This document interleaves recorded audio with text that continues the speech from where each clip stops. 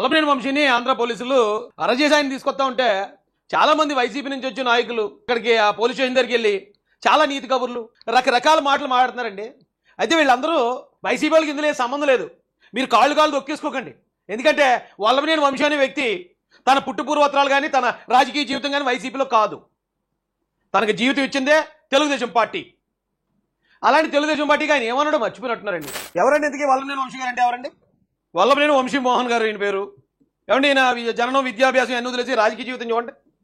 వల్లభనేని వంశీ మోహన్ 2014లో జరిగిన అసెంబ్లీ ఎన్నికల్లో టీడీపీ అభ్యర్థిగా తన సమీప ప్రత్యర్థి వైసీపీ అభ్యర్థి దుట్ట రామచంద్రరావుపై 9,400 ఓట్లతో గెలిచి తొలిసారి ఎమ్మెల్యేగా అసెంబ్లీకి ఎన్నికయ్యారు. అంటే మొట్టమొదట అతనికి రాజకీయ భిక్ష పెట్టింది తెలుగుదేశం పార్టీ. 2014లో నారా చంద్రబాబు నాయుడు గారి నాయకత్వం. నారా చంద్రబాబు నాయుడు గారి నాయకత్వంలో వంశీ నువ్వు చదువుకున్నావు కదా రా నీకు టికెట్ ఇస్తానని చెప్పి ఆయన పిలిచి ఎమ్మెల్యే టికెట్ ఇచ్చి అక్కడ ఉన్న టీడీపీ క్యాడర్ అందరూ కష్టపడి తిరిగి ఆయన గెలిపిస్తే ఆయన తెలుగుదేశం పార్టీకి ఇచ్చిన బహుమతి ఏంటో మీకు చూపిస్తాను నేను. ఆయన 2019లో జరిగిన అసెంబ్లీ ఎన్నికల్లో కూడా టీడీపీ అభ్యర్థిగా పోటీ చేసి తన సమీప ప్రత్యర్థి అయిన వైసీపీ అభ్యర్థి యార్లగడ్డ వెంకటరావుపై 838 ఓట్లతో రెండోసారి కూడా నెగ్గాడు. అంటే 2019 ఎలక్షన్ జగన్మోహన్ రెడ్డి గారి సునామీ గాలి. ఆ గాలిలో కూడా గన్నవరం తెలుగుదేశం కార్యకర్తలు ఈ వల్లభనేని వంశీని నెగ్గించారు. తెలుగుదేశం పార్టీ చంద్రబాబు నాయుడు గారి ఆదేశాల మేరకు ఒక సామాన్యుడు వెటర్నరీ డాక్టర్ అంటే ఇతను ఒక వెటర్నరీ డాక్టర్ను పిలిచి ఇంత లైఫ్ ఇచ్చిన తెలుగుదేశం పార్టీని చంద్రబాబు నాయుడు గారిని లోకేష్ గారిని అతను ఎంత గౌరవించాలండి? తన ఏదైతే గన్నవరం నియోజకవర్గం ఉందో ఆ గన్నవరం నియోజకవర్గాన్ని సేవ చేసే నాకు ఈ భాగ్యం కల్పించారండి. ఒక సామాన్యుడిని ఒక చదువుకున్నానని చెప్పి నన్ను ఇక్కడ దాకా తీసుకెళ్లారు మీరని ఎంత రుణపడి ఉండాలి వాళ్ళకి? పోనీ వాళ్ళకి రుణపడి ఉండొద్దు. పోనీ గెలిచిన తర్వాత కనీసం ఎథిక్స్ అన్న మెయింటైన్ చేయాలి కదా. ఇతని మాటలు ఎలాగున్నా చూడండి ఒకసారి. ఈవేళ జగన్మోహన్ రెడ్డి గారు వైసీపీ వెనకాల ఆయన తిరిగాడంటే ఊరికే తిరగలే. 30 సంవత్సరాల దాకా జగన్మోహన్ రెడ్డి అధికారంలో ఉంటాడేమో, అతనితో పాటు ఉంటే ఏమైనా డబ్బులు సంపాదించుకోవాలని అతను జగన్ గారే వచ్చాడు తప్ప అలా రాజకీయ భవిష్యత్తు ఇచ్చిన తెలుగుదేశం పార్టీని వదిలి ఇటువైపు రావడానికి కారణం వల్ల ఇక తెలుగుదేశం పార్టీ నాశనం అయిపోయింది. ఇక ఎప్పటికీ గెలవదు అనుకున్నాడు పాపం పిల్లడు. ఇలాంటి పిల్లలు చాలా మంది ఉన్నారు. గెలవదు అనుకున్న తర్వాత అప్పుడు జగన్మోహన్ రెడ్డి అంతకుముందు జగన్మోహన్ రెడ్డిని కూడా తిట్టాడు. ఈయన జగన్మోహన్ రెడ్డి గారిని భారతీ రెడ్డి గారిని ఘోరంగా మాట్లాడిన వ్యక్తి అతను. జగన్మోహన్ రెడ్డి గారు నోరు హద్దులో పెట్టుకుని మాట్లాడితే మంచిది. నేను చాలా సీరియస్ గా చెప్తా ఉన్నా. ఇంత విలువలు దిగజారిపోయిన వ్యక్తి రాజకీయాల్లో శాసనసభ్యుడిగా కూడా పనికిరాడు. ప్రతిపక్ష నేతగానే కాదు, అతను వార్డు మెంబర్ గా కూడా పనికిరాడు. అతను నమ్ముకున్న వాళ్ళందరూ కూడా ఒక సంవత్సరం తర్వాత వాళ్ళందరికీ ఆయన ఎటుపోతాడో, ఏ తిహార్ జైలుకు పోతాడో, ఇంకే జైలుకు పోతాడో, వీళ్లే జైలుకు పోతారో అనేది కూడా చరిత్రే చెబుతుంది. మీరు ఎట్లాగూ జైలు పాలయ్యారు. మీరు ఎట్లాగూ ప్రతి శుక్రవారం జైలుకి వెళ్లాల్సిందే. కనీసం మీ భార్య భారతి గారినన్న జైలుకు వెళ్లకుండా సాక్షి పేపర్ తరఫున పరువు నష్టం దావాల కోర్టుకు భార్యల విషయాన్ని పబ్లిక్ లో మాట్లాడే వ్యక్తినా? ఇప్పుడు నారా చంద్రబాబు నాయుడు గారి భార్య భువనేశ్వరం ఏదో అన్నారు, బాగా అనేసాడు అని చెప్పి చంకలు గుద్దుకుని వైసీపీ వాళ్ళకి చెప్తున్నాను నేను. ఇది జగన్మోహన్ రెడ్డి గారి భార్య గారిని కూడా పబ్లిక్ లో బయటకు తీసుకొచ్చిన వ్యక్తి. అంటే భార్యల విషయాల్ని ఇంట్లో ఉన్న పర్సనల్స్ ని బయట మాట్లాడే స్టైల్ ఎత్తుంది. ఇవాళ ఎవరెవరైతే మీరు సపోర్ట్ చేస్తున్నారో ఒకసారి ఆలోచించుకోండి. జరగకుండా గౌరవంగా మీ భాగస్వామి పట్ల ఏ గౌరవం ఉన్నా కూడా హుందాగా మాట్లాడితే బాగుంటుంది. లేకపోతే తర్వాత వేసే పరువు నష్టం దావాలకు కూడా మీరు తిరగాల్సి ఉంటుంది. ముఖ్యమంత్రి అవడం సంగతి తర్వాత వెళ్ళి జైలు బోన్లో కూర్చోవాల్సి ఉంటుంది.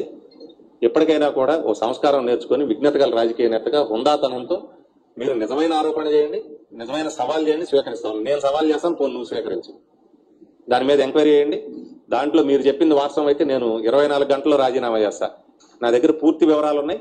మీరు ఏ టైప్ ఆఫ్ విచారణకు ఆదేశించినా కూడా బ్రహ్మలింగం చెరువు మీద మీకు అత్యంత ఇష్టమైనటువంటి సిబిఐని పెట్టచ్చు. ఇప్పుడు అన్ని మాటలు మాట్లాడాడు జగన్మోహన్ రెడ్డి గారి మీద. మరి ఏం మారిపోయిందని వెంటనే చంద్రబాబు నాయుడు గారిని తిట్టుకుంటూ మళ్ళీ జగన్ గారి దగ్గర చేరాడు. మరి వైసీపీ మాట్లాడాడని మీరు కంగారు పడితే 2 సార్లు ఎమ్మెల్యే చేసిన పార్టీనే ఈయన ఎలా మాట్లాడాడు చూడండి. ఇతనికి రేపు పొద్దున జగన్ ఎలా మాట్లాడడం ఏమన్నా పెద్ద విషయమా? జగన్మోహన్ రెడ్డి ఎలాగంటే ఏమన్నా మీకు గ్యారంటీ ఏమన్నా ఉందా? బాండ్ పేపర్ ఏమైనా రాసిచ్చాడా? నేనేం మాట్లాడాడు వినండి ఒకసారి. ఆయన ఆర్గనైజ్డ్ క్రైమ్ నడుపుతాడు. అంటే వ్యవస్థీకృత నేరాలకు అధ్యక్షుడు చంద్రబాబు నాయుడు. వ్యవస్థీకృత నేరం చేయగలిగాడు కాబట్టి ఎన్టీ రామారావు గారిని పదవి నుంచి దింపగలిగాడు. ఇది ఎన్టీ రామారావు గారి పార్టీ కాదు, ఇది చంద్రబాబు గారి పార్టీ అన్నారు. ఎలా వచ్చింది? చక్కగా జయప్రదంగా తెచ్చుకున్నాడు. ఇట్లా జయప్రదంగా తీర్పు తెచ్చుకున్న వాడిని ఏమంటారు? తార్పుడు గాడు అంటారు. వయసు మాటున, వృద్ధాప్యం మాటున. ఎప్పుడో 1990లో జరిగింది. చంద్రబాబు నాయుడు గారు తెలుగుదేశం పార్టీని లక్ష్మీపార్వతి కారణంగా తెలుగుదేశం పార్టీని కాపాడడానికి చంద్రబాబు నాయుడు గారు తీసుకున్నాను. ఎప్పుడో 90లో. ఇతను 2019 తర్వాత చెప్తున్నాడు అలా చేయటాన్ని తార్పుడుగాడు అంటారట. ఆ పెద్ద ఆయన్ని పట్టుకుని పిలిచి ఎమ్మెల్యే సీట్ ఇస్తేని. ఆహా అలాగా వంశీ, మరి అవన్నీ తెలుసు కూడా ఆ పార్టీలో చేరి 14లోను 19లోను ఆ పార్టీ కార్యకర్తల దయాదాక్షిణ్యాలతో ఎమ్మెల్యే అయిన ఏమంటారు? మరి నువ్వు అది కూడా చెప్పాల్సింది కదా ఇక్కడ. నేను చెప్తున్నాను, కాకపోతే ఇప్పుడు అధికారంలో లేరు కాబట్టి నేను ఏదో మాట్లాడినట్టు ఉంటుందని నీకు రెస్పెక్ట్ ఇచ్చే మాట్లాడుతున్నాను నేను. ఇప్పుడు చంద్రబాబు నాయుడు గారిని అనాల్సిన మాట అండి, వేళ చంద్రబాబు నాయుడు గారిని అన్నాడు ఎంత మాట. 2 సార్లు ఎమ్మెల్యే చేస్తే ఇంకా జగన్మోహన్ రెడ్డి గారు అతను ఏమీ చేయలేదు, ఏ పదవి ఇవ్వలేదు. జగన్మోహన్ రెడ్డిని అంట నమ్ముతారా ఎవరైనా ఇలాంటి వాళ్ళే? ఆయన చంద్రబాబు నాయుడు గారు ఉన్నతమైన మాటలు మాట్లాడుతున్నాడు, కానీ ఆయన జీవితంలో చేసిన పాపాలన్నీ పండినాయి. మీరు మీ వయసు మీద పడింది కాబట్టి మీరు ఉన్నతనమైన ఎన్ని మాట్లాడినా మీరు మేకతోలు కప్పుకున్న గుంటనక్క. చంద్రబాబు నాయుడు గారు అధికారం పోయిందన్న దుగ్ధతో ఇంకో 2-3 ఏళ్ళు ఆగలేక తన కొడుకుని ప్రయోజకుని చేయలేక ఆడేమో పప్పు గుర్తు అయిపోయాడు. లోకేష్ అనేవాడు, ఆడికి మీటర్ లేదు, మోటార్ లేదు, మ్యాటర్ లేదు, ఏమీ లేదు. కాబట్టి ఎన్ని జాకీలు, క్రేన్లు, రాడ్లు పెట్టి హైదరాబాద్ నుంచి వార్తలు రాయించి మా కుల పెద్దలందరినీ సమావేశపరిచి నా కొడుకును ముఖ్యమంత్రి చేయండి, నన్ను ప్రధానమంత్రి చేయండి, నా కొడుకును ముఖ్యమంత్రి చేయండి, నన్ను ప్రధానమంత్రి చేయండి అని ఎన్నికలకు ముందు చేసిందంతా చూశాం కదా. ఇప్పుడు కూడా అదే, తన కొడుకుని ప్రజలు ఆమోదించలేదు. హార్డ్ కోర్ వైసీపీ నాయకులు కూడా ఇలా మాట్లాడలేదండి. నిజంగా కమ్మకులస్తుల్ని ఎవరెవరైతే శత్రువులుగా చూసే సామాజిక వర్గాలు ఉన్నాయో ఆ సామాజిక వర్గాల వ్యక్తులకు కూడా చంద్రబాబు నాయుడు గారిని ఎంత దారుణంగా మాట్లాడడానికి మనసొప్పలేదు. లోకేష్ గారిని ఎంత పర్సనల్గా టార్గెట్ చేయడానికి నిజంగా లోకేష్ గారి మీద అప్పుడు జరిగిన ట్రోలింగ్ ఆ పదాలు ఏమైతే ఉన్నాయో అవన్నీ ఇతను సృష్టించినాయే. పోనీ ఏమన్నా శత్రువా? పోనీ చంద్రబాబు నాయుడు గారు లోకేష్ గారు ఎప్పుడైనా ఇతను ఏమైనా అన్నారా? ఇతను ఏమైనా కొట్టారా, లేకపోతే ఏమైనా కేసుల్లో పెట్టారా, లేకపోతే ఏమైనా దాడి చేయించారా? ఏమీ లేదు. కేవలం కారణం ఏంటంటే తెలుగుదేశం పార్టీ అయిపోతుంది, జగన్మోహన్ రెడ్డి గారు 30 సంవత్సరాలు ఉంటానంటున్నారు, ఇప్పుడే మనం ఈ పడవలోంచి ఆ పడవలో దూకేయాలి. పోనీ దూకే, నిన్నెవడొద్దన్నాడు? దూకేసిన తర్వాత ఇప్పుడు జగన్మోహన్ రెడ్డి గారి దృష్టిలో నేను పడాలంటే ఇగో చంద్రబాబు నాయుడు గారి దగ్గర, ఎందుకంటే మరి ఆయన దగ్గర పెట్టుకున్నాడు కదా, ఏదో చదువుకున్నవాడనో లేకపోతే తెలివైనవాడనో ఏదో కారణాలతో దగ్గర పెట్టుకున్నాడు కదా, అవన్నీ చూసి ఇప్పుడు చంద్రబాబు నాయుడు గారి రహస్యాలన్నీ చెప్పెత్తే, లేకపోతే చంద్రబాబు నాయుడు గారిని కించపరుస్తూ మాట్లాడేస్తే నేను జగన్మోహన్ రెడ్డి గారి దగ్గర మార్కులు తెచ్చుకోవచ్చు, ఆయన దగ్గర అవకాశాలు పొందొచ్చనే ఒక నీచమైన ఆలోచన అంతే ఇది. ఇప్పుడు ఇతను ఎప్పుడైతే కూటమి ప్రభుత్వం వచ్చిందో హైదరాబాద్ పోయాడు, హైదరాబాద్లో దాక్కున్నాడు. ఆల్మోస్ట్ ఒక ఎమ్మెల్యే ఇక్కడ ఉన్న కార్యకర్తలని క్యాడర్ని వదిలేసి హైదరాబాద్ పోతాడా? ఎందుకు అంత పర్సనల్గా టార్గెట్ చేసిన అవసరం ఎందుకు? అరే ఆ పెద్దిరెడ్డి రామచంద్రారెడ్డి గారు ఎంత దారుణంగా మాట్లాడలేదు, ఆ శ్రీకాంత్ రెడ్డి ఎంత దారుణంగా మాట్లాడలేదు, ఆ కేతిరెడ్డి వెంకటరామరెడ్డి ఎంత ఘోరంగా మాట్లాడలేదు, అవినాష్ రెడ్డి ఎంత దారుణంగా మాట్లాడలేదు, జగన్మోహన్ రెడ్డి ఎంత దారుణంగా నీకేంటి పని? నీకేంటి నోటు దోల? నీ నోటు దోల నిన్ను ఇక్కడ తీసుకొచ్చింది వేళ. ఎవడన్నా ఎందుకు జాలి పడతాడండి? ఓ తెలుగుదేశం కార్యకర్తగా మాకే నిన్న కాక మన పార్టీలో జాయిన్ వాళ్ళు మాకే బాధ అనిపించిందండి వల్లభనేని వంశీ మాటలో. అదేంటండి ఎంత దారుణంగా? ఇప్పుడు మేమేమి చంద్రబాబు నాయుడు గారి కులస్తులం కాదు, అయినా కూడా ఆయన నాయకత్వం మీద నమ్మకం, ఆయన ఏదో రాష్ట్రాన్ని బాగు చేస్తాడు, ఇంతకుముందు బాగు చేశాడు, అలా బాగు చేస్తాడని నమ్మకంతో మాలాంటి వాళ్ళమే ఏ పదవి లేకపోయినా ఏమి లేకపోయినా మాలాంటి ఎంతో మంది కార్యకర్తలు ఆ పార్టీ కోసం పనిచేస్తూ ఉంటే అదే సామాజిక వర్గంలో ఉండి ఆ సామాజిక వర్గంలో మరి ఆ వాళ్ళతో మరొక వాళ్ళతో అదే పార్టీలో 2 సార్లు ఎమ్మెల్యేగా గుర్తింపు తెచ్చుకొని ఇదా చేయాల్సిన పని. అంటే ఇతను అరెస్ట్ చేస్తుంటే కొద్దిమంది మీడియా ముందు కొంచెం మాట్లాడుతున్నారా? ముందు ఇతని నిజ స్వరూపం చూడండి ఒకసారి.